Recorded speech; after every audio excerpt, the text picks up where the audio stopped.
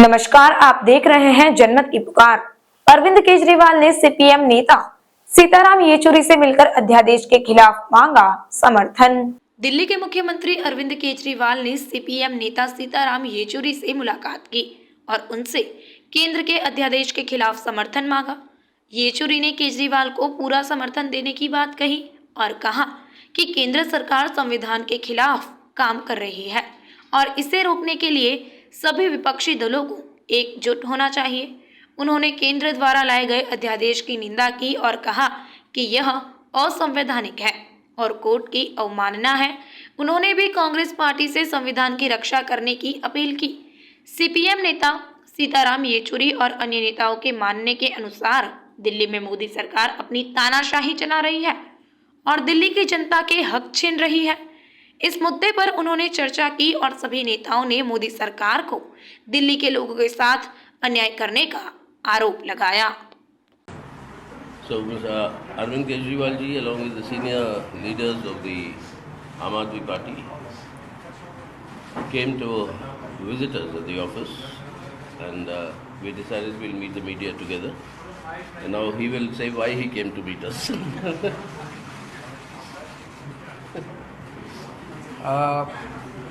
जैसा आप लोग जानते हैं कि दिल्ली के लोगों के अधिकार छीनने वाला जो मोदी सरकार ने अध्यादेश जारी किया, 8 साल की लड़ाई के बाद 11 मई को सुप्रीम कोर्ट ने आदेश दिया था कि भारत एक जनतंत्र है।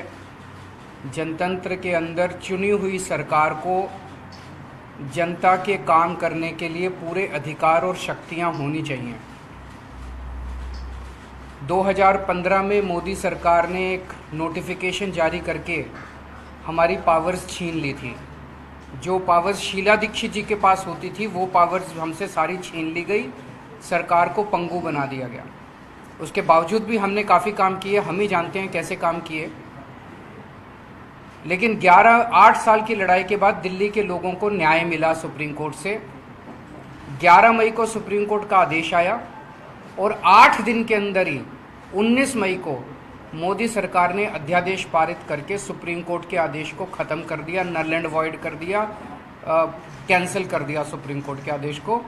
और मोदी सरकार ने कहा कि दिल्ली के लोगों को कोई अधिकार नहीं है।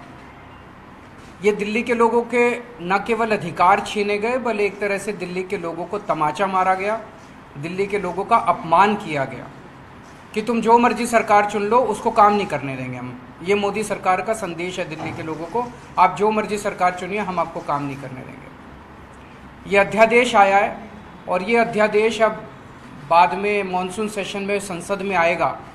तो संसद में जब आएगा तो राज्यसभा में भारतीय जनता पार्टी का बहुमत नहीं है। 238 सदस्य हैं जिसमें 93 केवल बीजेपी के हैं। तो अगर सारी नॉन बीजेपी पार्टीज एक साथ आ जाएं तो इस अध्यादेश को गिराया जा सकता है। तो इसीलिए आप लोग देख रहे हैं कि मैं एक पार्टी अध्यक्ष से जाके मिल रहा हूं और उनकी हम सपोर्ट मांग रहे हैं कि जब ये संसद में बिल आए तो वो दिल्ली के लोगों के साथ खड़े हों, दिल्ली के लोगों को न्याय दिलाएं। दिल्ली के लोगों के साथ बहुत बड़ा नुकसान हुआ है, दिल्ली के लोगों का बहुत बड़ा धोखा हुआ है दिल्ली के लोगों के साथ। तो इसी सिलसिले में मैं ममता बनर्जी से मैडम से मिलने गया था, उन्होंने सपोर्ट जाहिर किया। ठाकरे साहब से मिलने गया था, उन्होंने सपोर्ट जाहिर किया। एनसीपी से मिलने गया था, उन्होंने सपोर्ट जाहिर किया। केसीआर साहब से मिलने गया था, उन्होंने सपोर्ट जाहिर किया। उसी सिलसिले में आज मैं सीताराम येचुरी जी से, उनकी टीम से और सीपीएम पार्टी से सपोर्ट मांगने के लिए आया कि इस राज्यसभा में आप हमें सपोर्ट कीजिए। और मैं तहे दिल से शुक्रिया अदा करता हूँ सर कि आपने आप अपनी तरफ से और पार्टी की तरफ से दिल्ली के लोगों के साथ खड़े होने का आपने निर्णय लिया, हमें सपोर्ट दिया। और आज आपके दफ्तर में जब हम आए, आपने इतना मान सम्मान दिया। We are very grateful to you. Thank you sir. Thank you, बहुत शुक्रिया। आप और आपकी टीम हमारे दफ्तर आए। और जहाँ तक मार्क्सवादी कम्युनिस्ट पार्टी का सवाल है, 19 मई को ये अध्यादेश जारी किया मोदी सरकार ने। 20 मई को हमने इसका पूर्ण खंडन किया हमने कहा ये हमारे देश की संवैधानिक व्यवस्था और जनतंत्र के खिलाफ है। और एक तरह से देखें ये कंटेंट ऑफ कोर्ट भी बनता है कि कोर्ट ने इस तरीके से वर्डिक्ट दिया और उसको आप रिवर्स कर रहे हो कि ऑर्डिनेंस के थ्रू।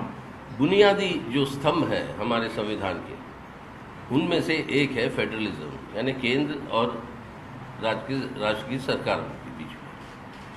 अब सेंटर और स्टेट्स के बीच में जो रिलेशंस है उसको तो पूरा टोटली उल्लंघन करते हुए डिस्ट्रॉय कर रहा है ये मोदी सरकार।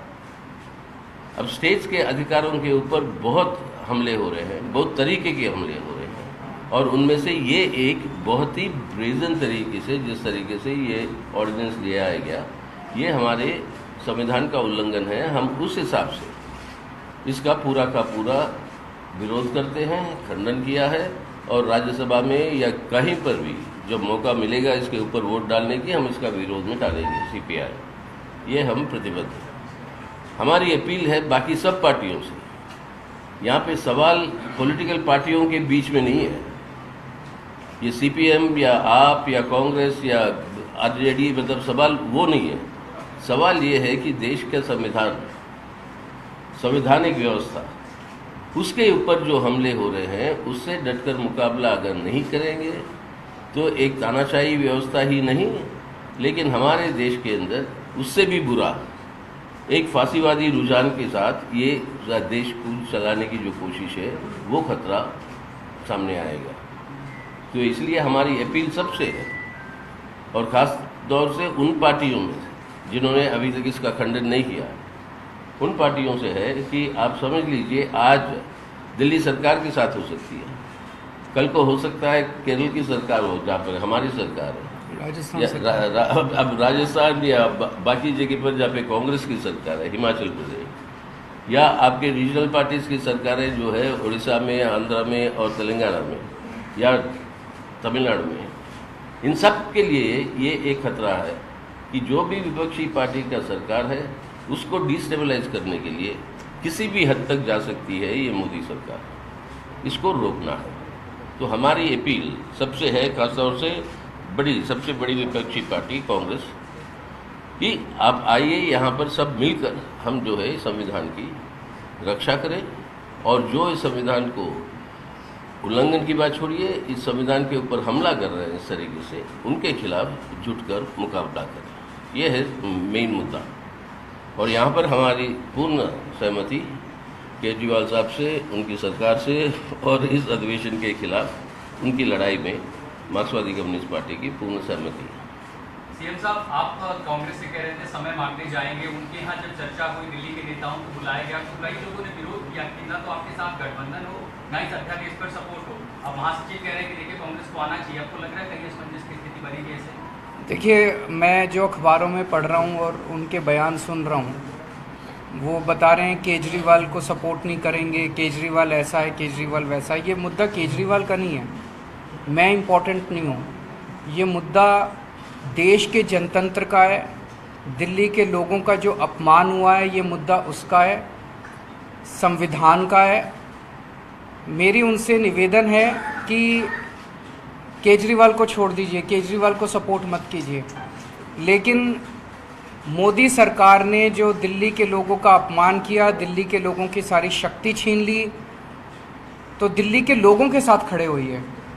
आज इन्होंने दिल्ली के साथ किया है, जैसा अभी येचुरी साहब ने कहा, कल को अगर ये राजस्थान सरकार के साथ खड़े होते हैं, के राजस्थान के खिलाफ ऐसा ऑर्डिनेंस पास करते हैं, तो हम उसके खिलाफ खड़े होंगे। हम ये नहीं कहेंगे ये कांग्रेस का मामला है कि बीजेपी का मामला है, ये देश का मामला है, तो हमें देश के साथ खड़े होना है। तो उन्हें यही तय करना है कि वो मोदी जी के साथ खड़े हैं कि जनता के साथ खड़े हैं। मेरे साथ सपोर्ट करने की बात नहीं है, जनता के हकों को छीना जा रहा है, संविधान को रौंदा जा रहा है। ऐसे में तो पूरे देश के 140 करोड़ लोगों को, सारी पार्टियों को साथ आके और इसका जम के विरोध करना चाहिए। मेरा सवाल दोनों से है कि सुप्रीम कोर्ट को जो मोटो जो है तो वो लेना चाहिए था, कंटेम्प्ट हो रहा है, आप जैसा कह रहे हैं। अभी एक्चुअली छुट्टियां हैं, इसीलिए उन्होंने देखो बदमाशी की। 11 मई को ऑर्डिनेंस आया, वो सुप्रीम कोर्ट का आदेश आया, इन्होंने ऑर्डिनेंस लाने की तैयारी 11 मई से शुरू कर दी थी, अंदर हरकतें चल रही थी। लेकिन 19 मई को शाम को 5 बजे जैसे ही सुप्रीम कोर्ट छुट्टी पे गया, रात को 10 बजे ऑर्डिनेंस ले आए। इनके दिल में काला है, इन्हें पता है कि सुप्रीम कोर्ट में ये टिकेगा नहीं, तो ये 1 महीना इन्होंने बर्बाद किया। तो अब ये ऑर्डिनेंस को इन्होंने, एक तो सुप्रीम कोर्ट में चैलेंज हम करेंगे ही करेंगे, सुप्रीम कोर्ट जैसे ही खुलेगा हम सुप्रीम कोर्ट भी जाएंगे, लेकिन जब ये राज्यसभा में आए तो सारी पार्टियों को मिलकर एक संदेश देना चाहिए कि हम चाहे किसी भी पार्टी से हो, इस पार्टी से हो या उस पार्टी, देश सुप्रीम है। और जब देश की बात आएगी, जब संविधान की बात आएगी, जब जनतंत्र की बात आएगी, तो कोई पार्टी अलग नहीं है, हम सारी पार्टियां मिलकर इसका विरोध करेंगे। दिल्ली के घटना पर भी आपकी प्रतिक्रिया चाहिए जो घटी है शाबा डेयरी में, वहाँ पर एक निर्मम हत्या कर दी गई और खुलेआम उस युवक ने हत्या की और सीसीटीवी में वो सब नजर आ रहा है।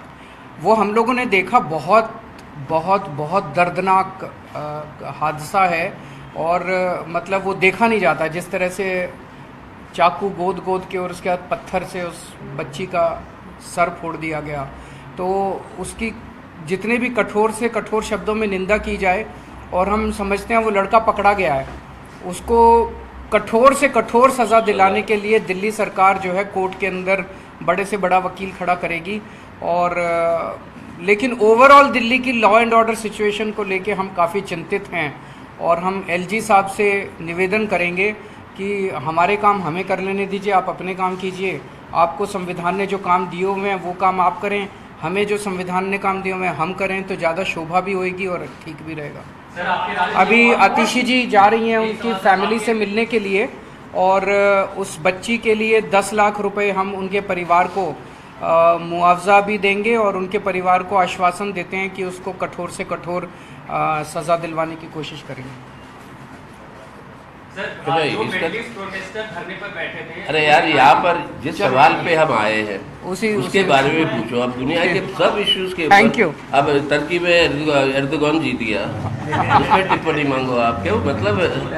Thank you very much. एक फोटो ले लीजिए।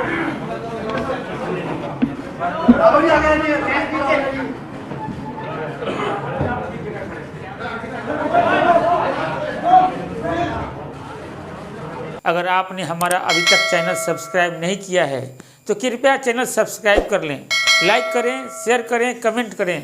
तो मिलते हैं फिर किसी और खबरों के साथ। नमस्कार।